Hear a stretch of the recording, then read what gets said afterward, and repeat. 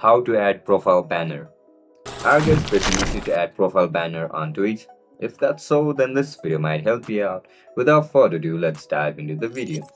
To add profile banner on Twitch, first of all, head over to Twitch application on your mobile device. Once you open the app, just simply log in into your account with your registered email and password.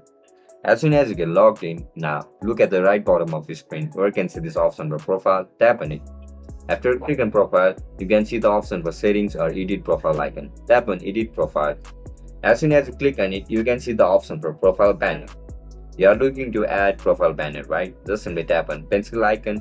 Once you click on pencil icon, you can select the photo from your gallery or documents. Just simply select the second option, choose an existing photo, and select the profile banner according to preference. And that's it, guys.